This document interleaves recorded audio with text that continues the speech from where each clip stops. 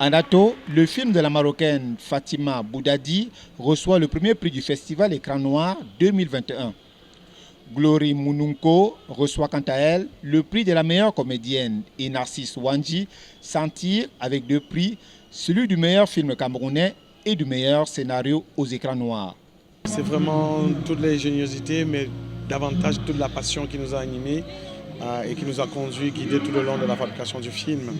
Et le fait aussi qu'on le reçoive à la maison, c'est doublement plus important pour nous, je vais dire le prix.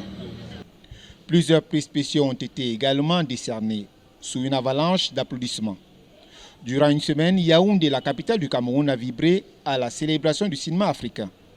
Projection de films, colloques, contacts entre producteurs, réalisateurs et acteurs ont meublé cette 25e édition du festival Écran Noir. De ces rencontres s'est dégagée la nécessité de soutenir le cinéma africain. J'ai eu pas mal de discussions avec plusieurs jeunes et ça fait mal au cœur parce qu'il n'y a pas beaucoup de moyens de les aider. Il faut que l'État s'investisse beaucoup dans ce milieu.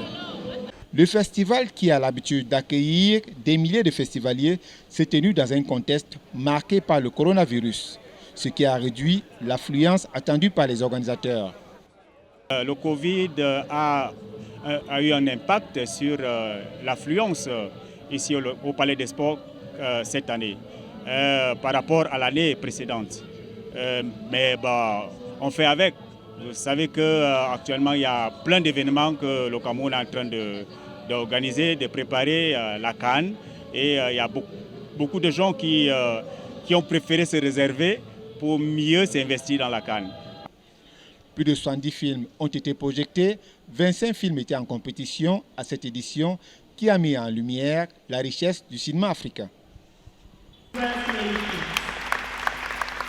La grande messe des passionnés du 7e art s'achève sous une note d'espoir. Un espoir qui préfigure un avenir meilleur pour le cinéma africain.